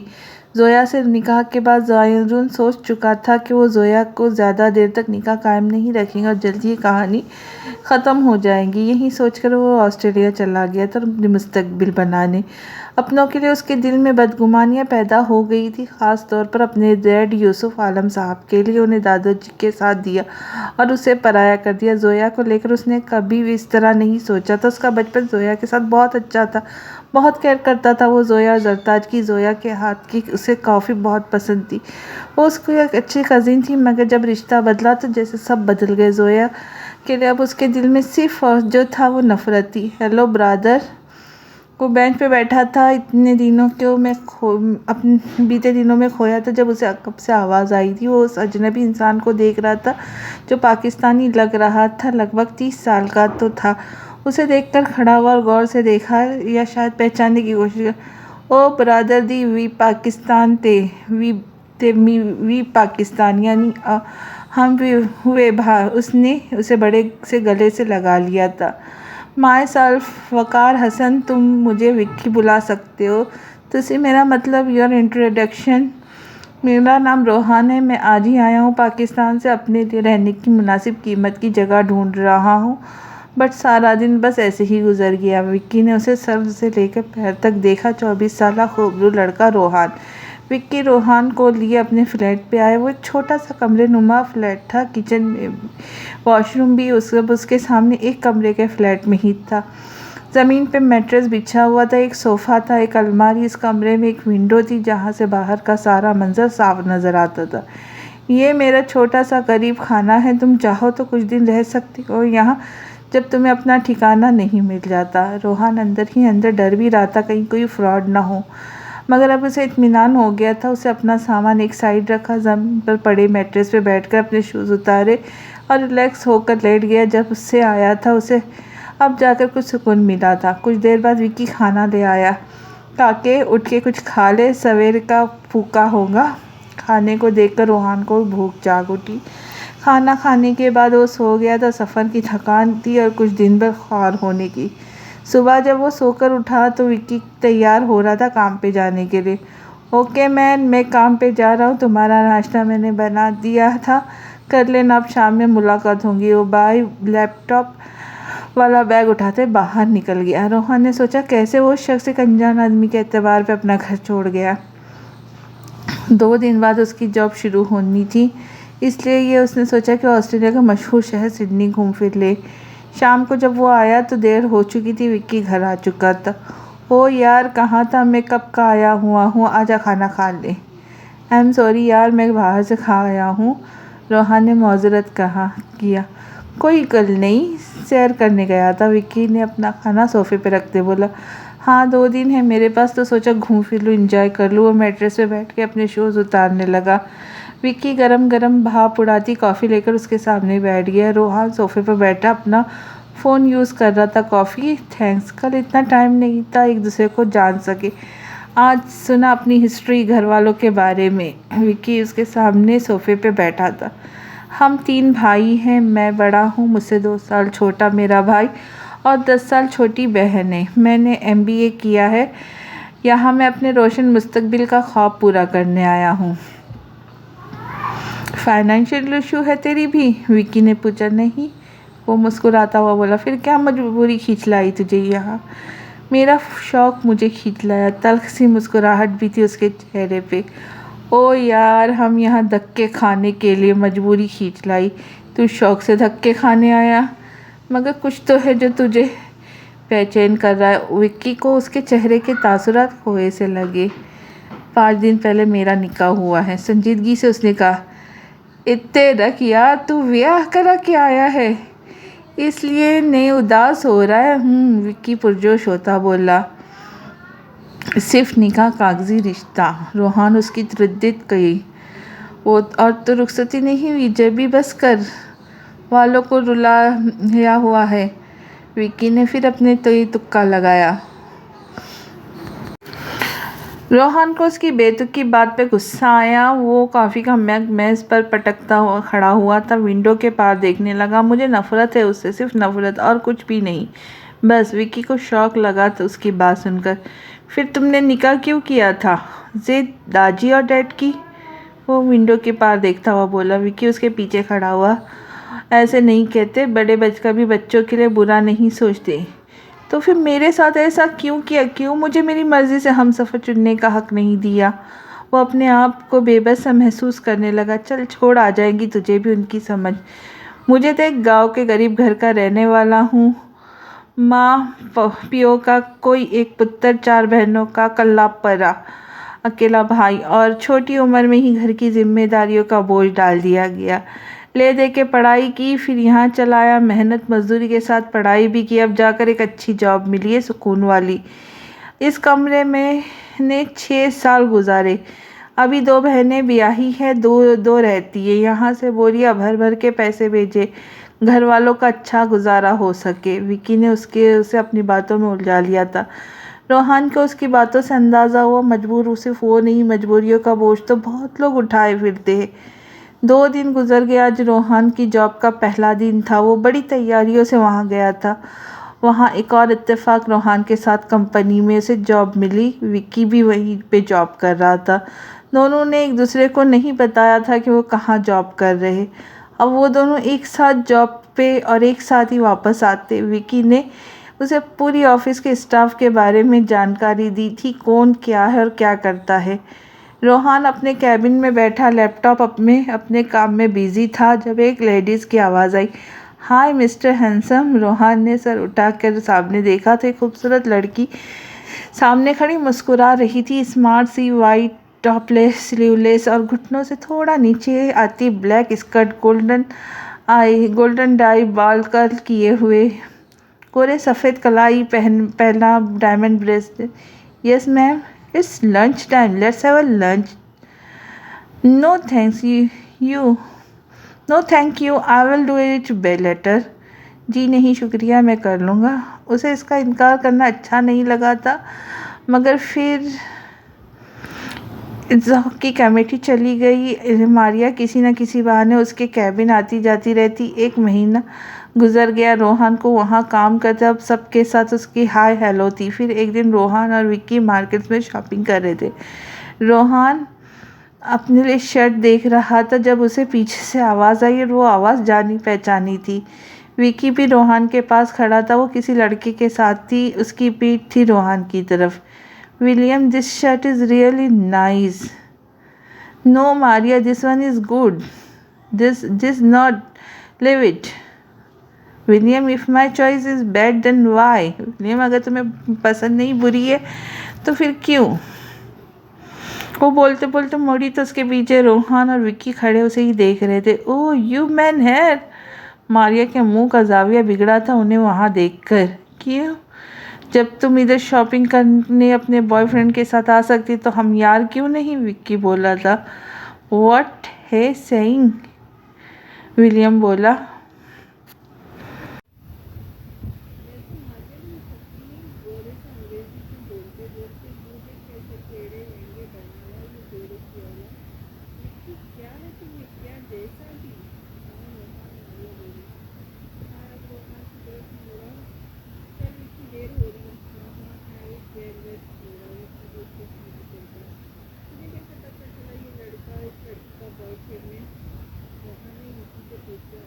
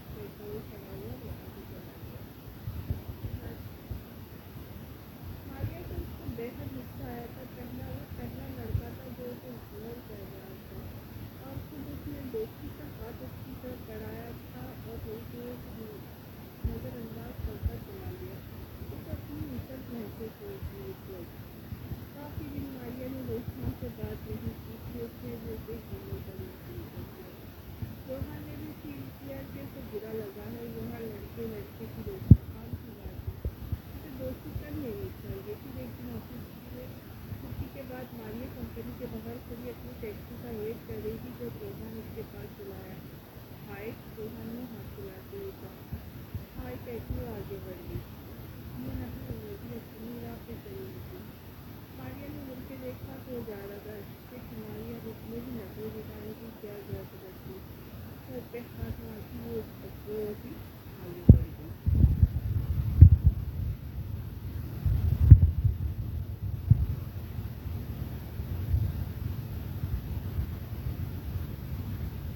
की ज़रूरत है जिस लड़की से भाई कह रही थी दफा करो, तुझे कुड़िए की कोई कमी है? अब तो उससे नहीं मिलेगा। अंडरस्टैंड मुझको तो रोहन को गुस्सा आ रहा था जब उसे मारिया का बताया कि उसे दोस्ती करना चाहता है। यार उसकी क्या हो गई? यहाँ तो आम बात है दोस्तियाँ तो। कल से तेरी मर्जी पर उसकी उठकर चला गया। रोहन सर हिलाकर रह गया। कुछ दिन गुजरे। मारिया अब रोहन से बात करने लगी कि रोहन भी से बातें करने लगा था। मारिया को रोहन पसंद आने लगा था और उसके बॉयफ्रेंड विवेन से उसकी झगड़े बढ़ने लगे थे। मारिया ने कॉफी का मग उसके तरफ बढ़ाया था। रोहन ने कॉफी पी ली। वो उसकी कैबिन में आई थी। रोहन फाइल स्टडी कर रहा था कि मारिया ने उसकी तरफ दोस्ती का हाथ बढ़ाया था। मैं रोहन ने पहला उसका हाथ देखा और उसके चेहरे की बड़ी और फिर रोहन ने मुस्कुराते उसका हाथ थाम लिया। मारिया ने मुस्कुराते उसका हाथ दबाया और 3 साल से मारिया और विवेन का अफेयर चल रहा था। वो फिजिकली शहर की ऑटोमेटिक कंपनी में जॉब कर रहे थे। विवेन को और अच्छी कंपनी से ऑफर आ गई और वो वहाँ चला गया। दोनों का ज़्यादा समय एक दूसरे के साथ गुजरता था। दोनों एक दूसरे के करीब आते आते बहुत क्लोज हो गए थे। जब मारिया की कंपनी में रोहन आया, उसकी पर्सनैलिटी उसकी अहमियत ने उसे काफ़ी अट्रैक्ट किया। इसलिए वो विवेन को इग्नोर करने लगी। वो और रोहन के करीब होने की कोशिश करने लगी, जिसमें वो काफ़ी हद तक कामयाब हो रही थी। पहले सतह पर मारिया को उसकी दोस्ती एक्सेप्ट करना था। आगे के लिए अब उसका काम आसान था। जब जिसे वो रोहन के बारे में जानती थी, उसकी फैमिली बैकग्राउंड काफ़ी और ये उसे बहुत मेहनती और काफ़ी तरक्की भी करेंगे। उनके मुआवजा से रोहन के घर गाड़ी होगा इंशाल्लाह जल्दी मिलते। खुशियाँ बांटे। लाइक शेयर सब्सक्राइब कीजिए। नए आने वाले जरूर सब्सक्राइब। पुराने वाले लाइक और कमेंट ज़रूर करके बताइए कहानी कैसी लगी। मिलते हैं जल्दी ही। अल्लाह हाफिज़।